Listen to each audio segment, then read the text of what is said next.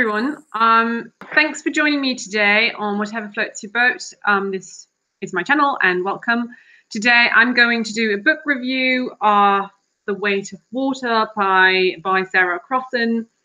This was part of my summer list, so my summer reading list, and I will link the video of my summer list below in the description box in case you want to see that as well. And I promise to give a sort of more detailed look into the book and what it is about and what I liked about it and what I didn't like about it. So, as I said, this was not one of my personal picks. I had a reading list of my university class, and then this was on the list. When I bought it, my first reaction was rather annoyed and not so positive, because I saw that it was sort of written in a weird verse kind of style. And I had this initial thought was like, oh God, just write normal. But I really fell in love with it. It's amazing. It was actually, I dare say, it was the best read I had all summer. So that accounts for something, I think. And I can only highly recommend it. Now, spoiler alert goes out here. I'm going to talk a little bit about the plot without giving away too much, obviously, in case you want to read it. Now, this book is a beautiful sort of observational piece, kind of the Polish girl Kasienka, who so her and her mother so they were abandoned by Kasienka's father, and the last thing that they know is that he went to London in England, obviously, and then they go there just, you know, with a little suitcase and basically none of their belongings. They don't speak the language really well. Kasienka speaks a little bit of English, her mother doesn't speak any. They sort of have to live in a very rundown apartment because they just can't afford more. And Kasienka goes to school, and she writes in these very sort of partly even one-page sections with headings about her days and about what is good and about what is not good, and how she's bullied for being a Polish girl.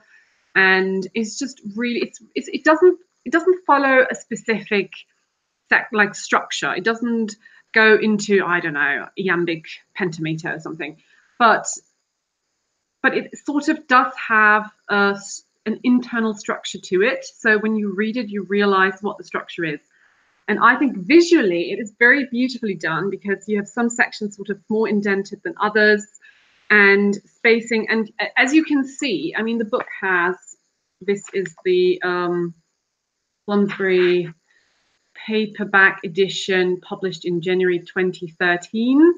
It was originally published in a year previous to that, in 2012.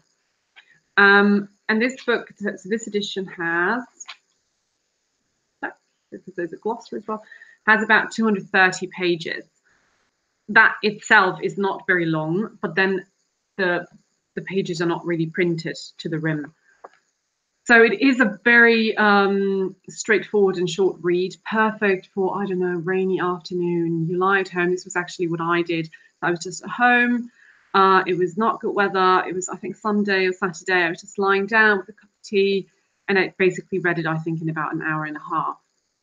And I didn't put it down. I started sort of nibbling into it. You know, I was like giving it a little glance over, and then I was hooked and went on with it. And because Kasienka, even though it's quite observational, I really related with Kasienka and what she feels and what she goes through, even though she tends to relay it in a sort of non-committal way.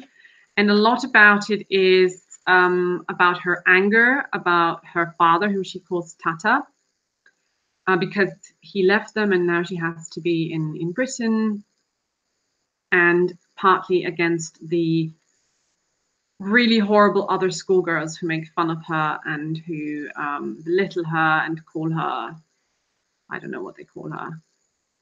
And yes, and her mother is quite, so I'm just trying to find something. Her mother is actually quite annoying, really depressed. I mean, yes, okay, husband left her, but still. And she's not really helpful in any way. But she loves Kazienka, and she is with Kazienka. So you have for example, you have headers like wrath, right? For example, I will read this bit to you. It's not long. Wrath. I will find a way to take revenge on Claire for the hair, and on her whispering friends too. Will find a way to watch with glee as Claire feels despair along with her cheerleaders. I can be angry. Not always good Kazienka, as Mama thinks. And I think that's just brilliant. I love it. It really denotes this anger. I think that many people can relate to. I mean, we all know, but it describes it with such little words, but so effectively. And I applaud Sarah Crossan for being able to do that, because I think it's really a gift to say something in fewer words rather than a lot of words. And I also love this bit. This is actually what I was looking for, called Teachers. I used to be a teacher, and I'm very invested and interested in public school systems and what is wrong with them. It's a different story now. And I love it because she's being bullied, and she writes in this book, why can't they see what's happening, the teachers? Why don't they notice the looks, the smirks, the eye rolling? And why don't they ask if I'm okay? I'll tell them I'm not. I'm not a liar or a slag. Why do they ask Claire to pass out the books and Marie to read her homework out loud? And so on and so forth. And she basically, I think it's very, as I said, it's very observational and very relatable. I mean, that is obviously also a bit of a subjective point, because some people might relate, some people might not. But I did, and I thought it was really good. It was also shortlisted for the Carnegie Medal 2013. So it is an awarded book, and deservedly so, I think. And yes, so definitely a must read, I think, for anyone who enjoys good young adults literature. But I wouldn't necessarily put this in children's literature, rather young adults literature. The most common themes, I would say, are abandonment, loneliness, fear of the new, but not in a sort of racist way, but in a really, I'm overwhelmed with this. And also amidst, and this is the brilliance of it, I think, amidst all of this happening, she's also a teenager who has to grow up, and there's sort of a little bit of a love scene as well. And I think that's just really, really beautiful. Beautifully done. Kudos to that.